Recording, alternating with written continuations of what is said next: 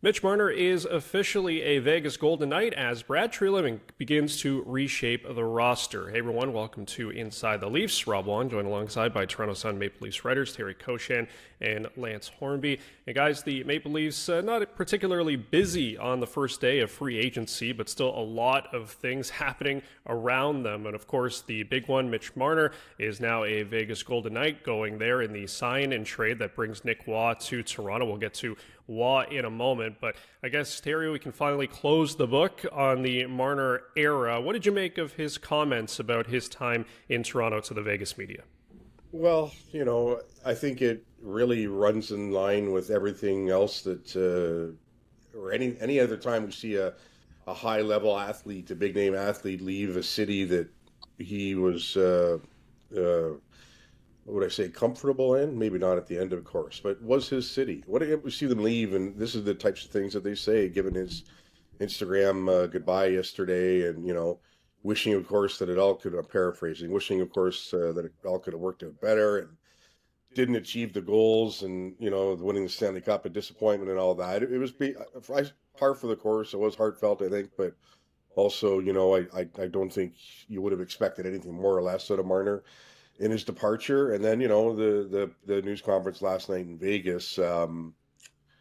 That's just more about really getting adjusted to that city there and everything. And Lance and I watched that together, and it's just, we'll probably agree that it is still bizarre and will be for a while. Well, it was right away to see him put on that mustard colored sweater and the 93 that he wore in London. But yeah, the book is closed on Mitch Marner now, and you can say, oh well, let's see how Nick Roy turns out. But no, it's done, and to quote Brad Treliving, we now move forward. Well, it was pretty stark. I mean, nobody expected Marner's equipment to be in the room yesterday, but you walk in, and Terry and I have made that walk, and all the media people and everyone for 9 years. That stuff has been in the center of the locker, so that when the room opened yesterday, not to see it was quite a stark change. As for his comments, I think at the very end he kind of dropped his guard a little bit when he said, "I didn't think this day would ever come," and I think now it's incumbent upon him to move ahead. Certainly, it's if people thought in around Toronto that he had some growing up to do, he's going to grow up in a hurry now in Vegas, where there's now he's a father. There'll be a different kind of pressure on him, certainly. And wow, when Vegas starts the playoffs, it's going to be all eyes on Mitch, certainly. But could have turned out much different. To Terry's point, this was a guy who was top five in scoring and more points than Austin Matthews. Even Matthews, I'm sure will catch up, but just a disappointing ending, considering how many kids have grown up in Toronto wanting to be a star in the Maple Leafs and make a difference, and it was all in his hands, and just for many reasons, not all down to him, it went south. So that's too bad, but. Moving on now, I have to see who replaces him, how the Leafs, how they get back that 100 points that they're going to be missing, and how they look in playoffs.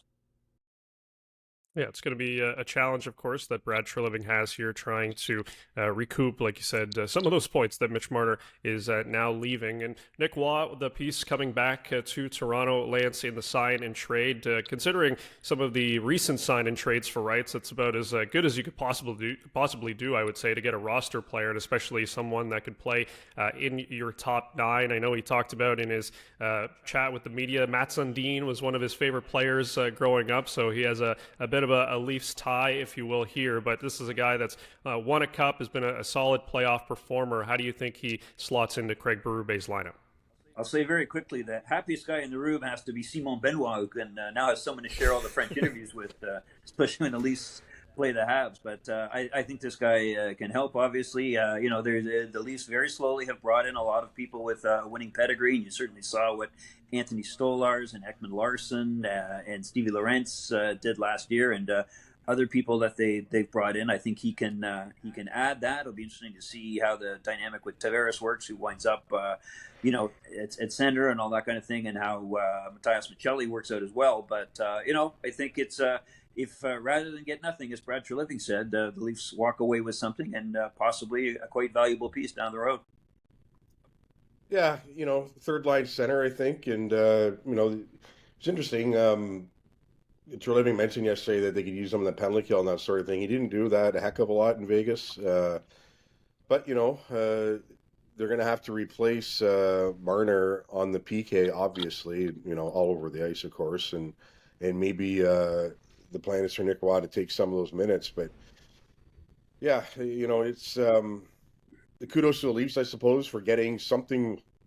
I hate to put it this way, but something warm in return for Marner, rather than watching him walk to free agency, or as is in most of the cases of these things, getting a late round draft pick or a second or third rounder. So they get a body they can use now. He'll step right into the lineup, of course, and like Lance says, the you hope the Stanley Cup pedigree pays off in the end. And overall, a bit quiet for Brad Treliving and adding Maccelli and Pizzetta as well, and we'll see where the rest of the summer goes here. But I just think as far as this Marner Waugh thing goes, they're getting a player back, which is probably more than you could have asked for in most of these situations. And I think Lance would say too that the enthusiasm of Waugh seemed legit yesterday when we talked to him via Zoom, and it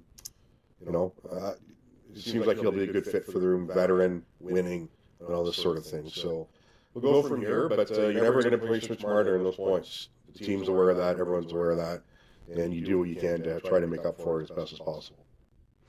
Well, if there's one way the Maple Leafs are going to try to do it, at least in the aggregate here, Terry, it's Maccelli, who you mentioned, and this is a guy a few years ago was putting up some pretty big points as a member of Arizona and now, I guess, Utah. He is not Mitch Marner by any means, although if you watch some of the highlights, he definitely passes the puck around like the former number 16. At times, he's been in the top six for Utah. At times, he's been in the bottom six. How do you think that kind of stands right now when you look at where he'll fit in this lineup? Well, last year's interesting, right? He was scratched 23 times down the stretch in the last couple of months. I think he played in 3 games, and they were consecutive. So, this is on a non-playoff team too, right? So clearly the Leafs are looking at this as a bit of a reclamation project. And the emphasizing of Treliving yesterday on looking for a top 6 forward now or improving that area, leads me to believe that, that maybe they think that Maccelli can be in there, but they're not, they can't count those, chickens before they're hatched in that regard, right? And, if it doesn't work, does then become a third line player? We'll have to see. Kind of like the same things that happened with Max Domi, who's been in and out of the top 6, for the past couple of years, but, playmaking and that sort of thing, but they have to get him back to where he was. Like, it's there, right? He was on the all-rookie team a couple of years ago. He followed that up with career high in points, and then last year, for whatever reason, it all just fell off for him, and he had just, I think, 18 points in 55 games. So the potential's there, but now it's on the Maple Leafs and the player to make this work. I would only add quickly that people are desperate to move on from Marner and make yesterday a win for the Leafs. I don't know if this is the guy, because not many people, Terry's clearly done his research there, but to a lot of other people outside of that rookie team nomination, he hasn't done a lot, and certainly that might be because he played in a different market and a non-playoff market. But people seem to be just anointing this guy as being a big factor next year. We'll have to wait and see how that works out, and what plans that Craig Berube have for him. So it's been a couple of down years for him, and it is a reclamation project, to use my friend's words, and we'll have to see how that works out. Yeah, it's going to be interesting. Brad Treliving still has about $5 million in cap space as well, so you would think he's going to be using that, maybe some bargain bin hunting as we get closer to the start of training camp. As always, leave your thoughts in the comments section below. For Lance Hornby and Terry Koshan, I'm Rob Wong. Thanks for watching, and we'll talk to you next time.